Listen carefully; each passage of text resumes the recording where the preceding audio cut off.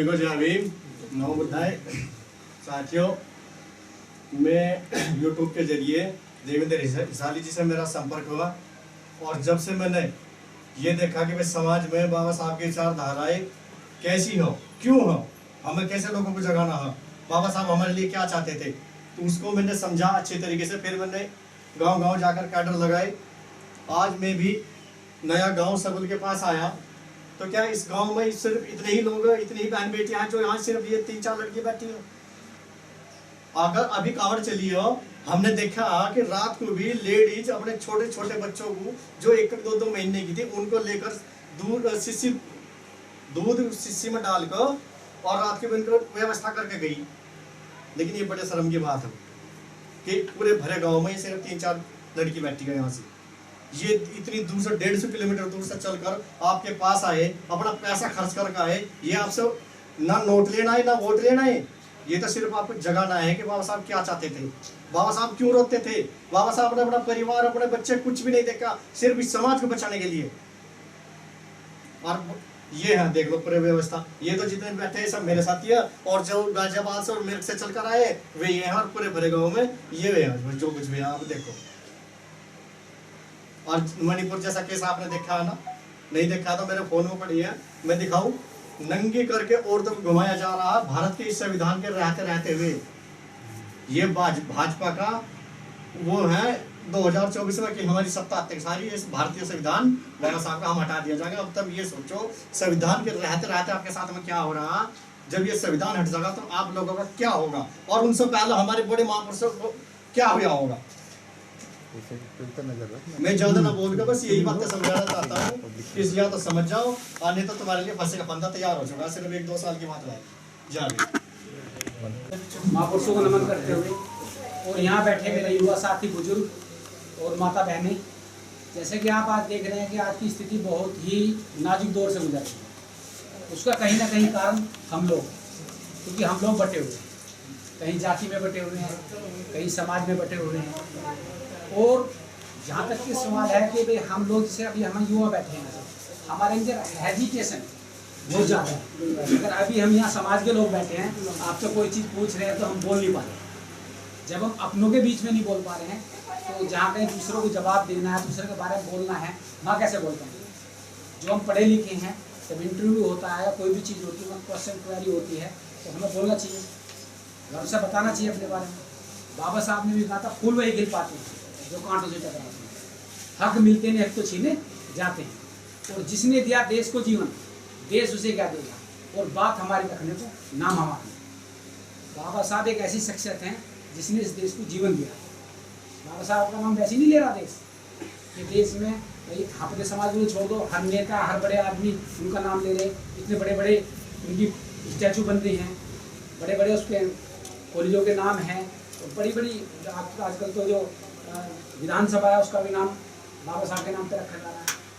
तो लेकिन इतना कुछ होने के बावजूद हम बाबा साहब से ले नहीं पा रहे। ले क्या नहीं पा रहे कि जो बाबा साहब के बताए हुए रास्ते हैं उन पे नहीं चलते। जैसे कि बड़े भाई ने भी कहा कि हमें भाई आरक्षण की बढ़ोतरी भी करनी चाहिए। बढ़ोतरी तो अच्छी बात है, बढ़ोतरी तो करनी चाहिए। इसके साथ साथ हमें जो हमारा आरक्षण है वही पूरा नहीं अब तक, उसके लिए किसी ने आज तक आवाज़ नहीं उठाई। यहाँ तक कि हमारे रिजर्व कोटे से जितने सांसद चुन के जाते हैं, हम वोट तो दे देते हैं, आप तक समझ गए कि हाँ भाई ये हमारा अपना है, वोट दे। क्या अब तक कोई जब हमारे अधिकार छिनका देखा बोलते हो आप? संसद में एक भी देखा है?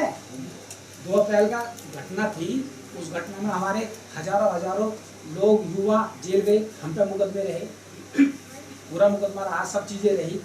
सब परिवार वालों ने ही उनको वहन करा होगा, चाहे अपना घर बेचा हो, बच्चों को बाहर निकाला हो, किस तरीके से, कैसी प्रताड़ना झेली हो, इसने सहयोग करा नहीं करा ना।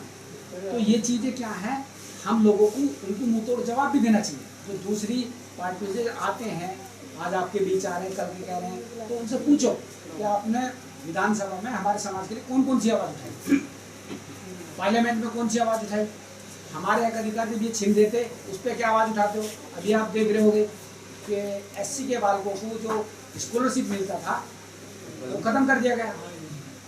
आप लोग बहुत लोग जो देख रहे हैं, हमारी माता बहनें, यानी हमारी जो बहनें हैं वो टीचर बन जाया करती थी, DRB फ्री ऑफ कॉस्ट उनको शिक्षा मिल जाती थी, वो टीचर बन गई। आप कितने घर हैं जो उन्हें लाखों लाखों रुपए लगा के टीचर बना देंगे, पढ़ाई कर देगा? नहीं है ना। तो ये चीज़ें क्या थी, हमें अपने अधिकार मांगने नहीं, छीनने पड़ेंगे। छीनने के लिए यूनाइट होना पड़ेगा, और यूनाइट होने के लिए आज हम लोग आपके बीच में आए हैं। हम लोग हर जगह नहीं नेता बन सकते, या हर जगह नहीं रह सकते।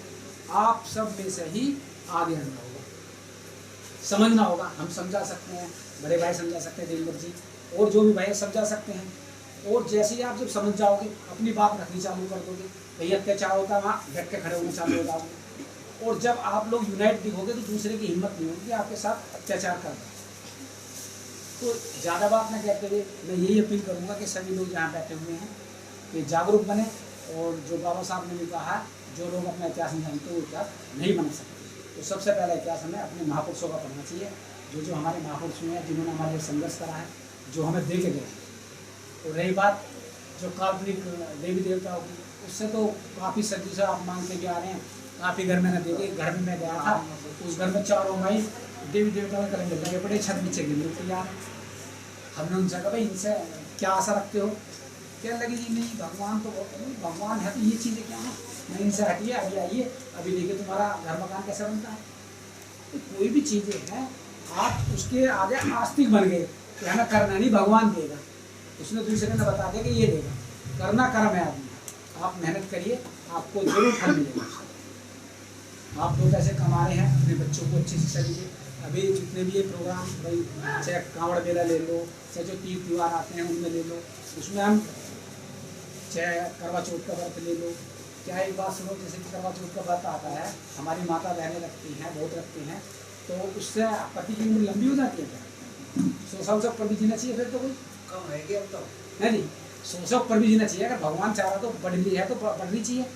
दूसरी बात ये है भाई, जितने पैसे हम उसमें 5,000 रुपये उस प्रोग्राम में खर्च कर रहे हैं, दूसरे प्रोग्राम में और 5,000 खर्च कर रहे हैं, 10,000 और चीज़ों में खर्च कर रहे हैं। अगर वो 50,000 रुपये हम अपने बच्चों में खर्च करें तो कल को वो तुम्हारा भविष्य होगा, वो अच्छी शिक्षा देगा। कल को अगर यहाँ भी रोजगार आपके खत्म हो रहे हैं, अच्छे कॉन्वेंट पब्लिक स्कूल में पढ़ा हुआ है, तो विदेश जाकर नौकरी भी करेगा। नौकरी करने के बाद आपके परिवार की सारी दुर्दशा दूर कर देगा। लेकिन अगर आप करें ना और भगवान भरोसे बैठे ना, तो भगवान कभी कुछ नहीं कर सकता। जैसे कि भगवान स्वयं अगर मंदिर में एक दिया जल रखा आपके सामने, स्वयं भी जला सकता है। जलता देगा कहीं? आदमी को जलाना पड़ेगा, नहीं जलाता ना। तो वही चीज़ें सारी हमारे पर निर्भर करती हैं कि हमें जो भी काम करना है अपनी लगन से, मेहनत से और अपने समाज को जागरूक करना है, तभी हमारा काम होगा। इसी के साथ जय भीम, जय भारत, जय मंदिर।